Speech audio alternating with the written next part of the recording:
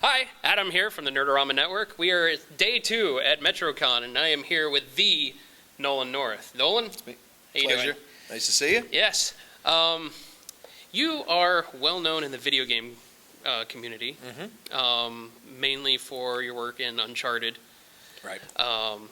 You have a new one coming out, Uncharted 4. Yeah, it pushed a little bit to the spring of 2016, but be worth the wait. I like to think. You know. Do you enjoy doing video games? I mean, Yeah. it looks like a lot of fun, especially Saints Row 4. Saints Row 4 was fun, just because it's just me. It was, the funny thing about that is to do that. You know, when you're playing that character, I actually had to just completely dub over the main character. Right. It's the same lines. Right. Well, the same lines are read originally by Laura Bailey. Yes. So I get down, I've agreed and to let them use my name, and we're going to do this. And then I get to this, I'm like, apparently I'm in love with this character. And okay, we'll just say those lines. 'Cause, we're having gay sex now. Like, hold on a second, did the check clear? It did. Okay, in 3, 2, 1. But my wife will never play Saints Row, and you've been involved since the beginning of Saints Row. You've done actually voices and I did in the first one, but then I don't think things were kind of used again in the second. But it wasn't until this one that they brought me back, and it's a funny, nice franchise. It's one of my favorite franchises. Yeah, Yeah. I think it's hysterical. In fact, I started playing it again. I was like, I'm interviewing him tomorrow, yay! Yeah, I have kids who want to play it, and like a 12-year-old. I'm like, no, it's not going to happen. It's he's like, why not? I just don't know how to explain to a 12-year-old. Like, Dad, what's a purple dildo? Nothing. What's a violator? The violator is just it's like a baseball bat. Yes. With It's just floppy. head on it. Yeah. Comedy coming at you. And also, big fan of Borderlands. Oh, nice. August, Tales from the Borderlands. Yeah, that's fun. The great thing about that is just the writing on that is insane. Yeah, it's amazing. Troy Baker, who I'm sure everybody knows, he and I talk about that a lot, and it's just insane. Patrick Warburton. I mean, he's just so funny when he's... Now, do you all do it together, or do you do it individually? No, and that's what Troy and I were actually talking about, how much we would love to be able to record that kind of thing in an ensemble, but everybody is just busy and at different places, and it's just much more cost efficient and time efficient, I guess, to record it separately. But it is unfortunate. Yeah. I mean, it's a great group of people to work with. I mean, that's the thing with like the new Uncharted, like Troy Baker is working on that, and with the performance capture kind of games. You have to be together. Right. You are together, and it's live action. It's like doing theater, and right. I think that's one of the things that makes those games so great, is because there's so much of that performance that's done. And I believe Saints Row, a lot of that was done with motion capture as well. So that's why it has that that good quality feel and that good quality interaction between the characters. And again, in Uncharted. Just your lines alone. Nathan Drake is just an amazing, funny, just awesome character who should be. He's got a few quips here and there. He's the new Indiana Jones. Craps. Yeah, kind of stuff. A lot of bad days. Bad days that he didn't count on and didn't want, but Wow, I'm losing it now. I'm a big fan. I'm fanboying out right now. I'm a big fan. You have no idea. I am freaking out right now. Because you're here. I'm real. I exist. Could I get a hug? Yeah, sure. Oh my God. Who do you get a lot of fanboy stuff from? Is it You. Nathan Drake? Is it Nathan Drake or is it Deadpool? Oh, Deadpool Really? yeah, everybody loves the Deadpool. And, this voice, or that voice, or just this one. I mean, they're, it's a good mix, but when you see someone dressed like Nathan Drake at a con, you're like, oh, that's cool. When someone comes up and it's just breathing through this mask, and you don't know behind the expression, you don't know what you're dealing with. There could be crazy eyes behind there, but, and they have swords. These are real. Yeah, I got them in Houston. I pulled them out of an old lady. What? I don't know what that came from. Did we just get dirty? I work blue. I think so. No, but I think, but that's a great thing. Is like about doing games is that you're making something that is interactive for hours. And like you said, yeah, I went back and replayed that game. There's, I love movies. I don't always watch them a bunch of times. Oh yeah, it's a whole new medium now. I'll go back and revisit some. Like Christmas Vacation. Okay, is like a staple in my house in the holidays. But I'm not throwing it in July. Really. Yeah. But a game, you can play a great game. I hear people talk about going back and playing Uncharted 2 or Uncharted 3, and they're doing that. I'm playing them right now. Or they go the Saints Row. They'll try things, because it's always going to be slightly different depending on how you play. So when you have that much time with a fan and that much interaction, man, I think it aids that experience, and that's why the conventions that we do, and you get to meet people who really had experiences with your character, not just watced it. They interacted with it. So you become that character, basically. Yeah, exactly. And I think that's what makes it so great. And I think that's, I get a lot of pleasure out of just the fact that when people do have a geek out moment. I geeked out one day when I ran into Anthony Hopkins at a booth. I geeked. I was like, shake your hand, and he was so cool. He was so cool.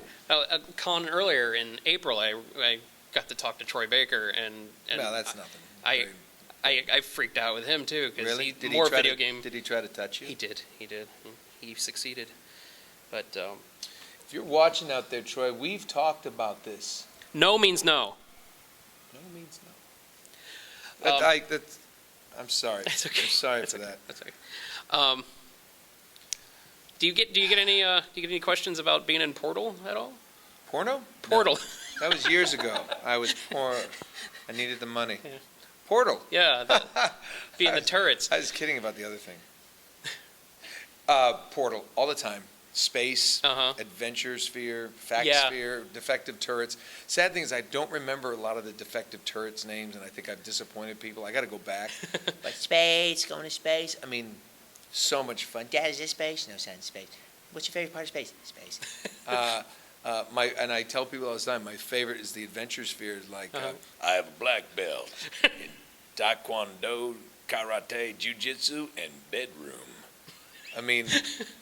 I love the idea that this little sphere really thought he could get it on with the female. And he's like, hey there, pretty lady. That blows my mind. And when people, I didn't even realize how big it was until I saw someone in a grocery store thing with a space T-shirt. And I kept walking around trying to. She probably thought I was looking at her breasts, but I was like following her around, like, oh, I need cereal too, and trying to check it out. But you're like, that's my line. Yeah, is that a big thing? And I remember going back and looking it up, and sure enough, it had really blown up. I have to talk about Batman. All right, and what do we want to talk about, Ed? Penguin, maybe. Arkham Knight in 2 weeks. Yeah, it's gonna be great. Yeah, I watched your panel last year when you were with Troy and Fred, and you were talking about how you modeled them after Bricktop. Yeah, a little bit. I loved Bricktop, and I loved that movie so much. I thought I remember seeing that going, I got to work with Guy Ritchie someday. I would love to do that. I just watched Snatch again the other day. Just always holds up. Jason Statham, he's like, get the dog, Tommy. He loves that dog. It's just, and you got to go see Jason Statham in Spy. I hear he's hysterical. Is that a plug? It is. I just plugged a Jason Statham movie. A Jason Statham, Melissa McCarthy movie. Oh, I hear it's hysterical. Really? But I digress. You have done live action stuff. Yeah, I did it yesterday. Oh, yeah? Working on a new show called Con Man with Nathan Fillion and Alan Tudyk. Yeah. I play a mocap specialist egomaniac. It's hysterically funny. And that was a crowdsourced thing. Indiegogo. Yeah, yes, they Indiegogo. needed. They were looking for $425,000, and they instead got $3.2 million and counting. They've funded now. I think they're going to do 12 10-minute episodes on Vimeo. It really pokes a lot of fun at the characters that you come to see, like me and the clowns that And what we do back for a here. living. No, not so much what I do. It's really, I think the people at cons are gonna really dig it, because it just really has a lot of fun with. There are some people that you may come to see, not me, possibly Troy Baker. Troy. Yeah. No, it's just a sum of experiences exaggerated, and it's very funny. That's awesome. Yeah, we I did was looking that, forward to and that. I mean, I basically, an agent calls, says, "Go here." They give you money. I'm like, that's it's pretty simple. I'm like Pavlov's dog. You're paying me for this, right? Yeah, exactly. Is it pay? Is there money for? I got a bottle of water.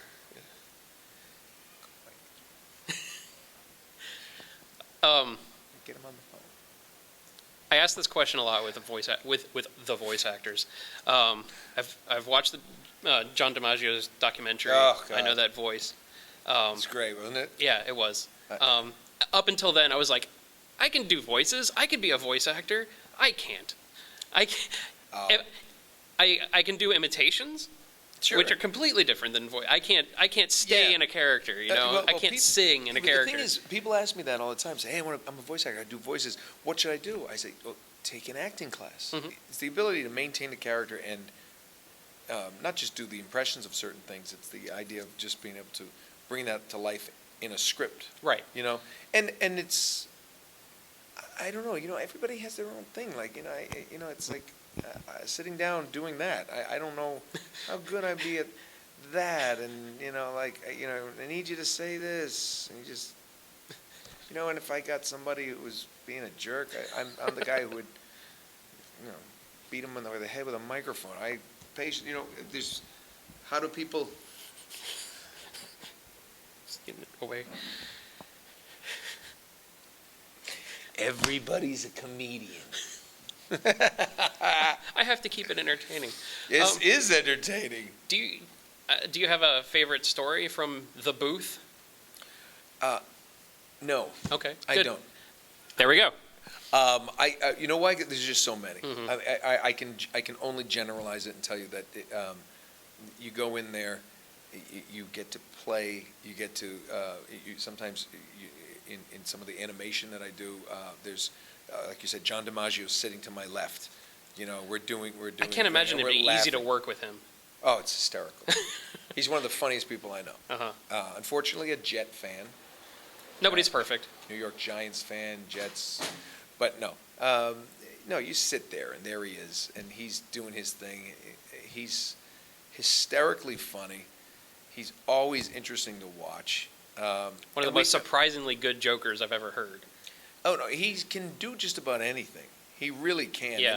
And the great thing that John does is he has such great character just to his own voice. Mm-hmm. And he's such a great big personality. He's just a guy who's full of personality, and I think that's what makes his characters so great, like Bender and Futurama and all these characters, Jake the dog. Mm-hmm. I mean, they have such, the two very different characters, but they have their own great personality. Just like and that's John, though. Yeah. I mean, he brings his own self to those things, and he's just so great. I mean, I was just a fan of all the stuff he did, and then I got to meet him and work with him, and then we just became friends. And it's like, now he's like, hey, he just said him, Kevin Michael Richardson. Oh, I love Kevin Michael Richardson. Rob Paulson. I mean, Maurice LaMarche. All these guys. It's just, you get in a booth, and it's how do I pick a moment, to say, oh, I remember this time. I couldn't tell you one bad moment. It's fun. I mean, we get paid to play. I know, it's and awesome. Goof around, and I just, I never lose sight of how fortunate I am, because I was telling people earlier, I had never expected or even wanted to do this when I was a little kid.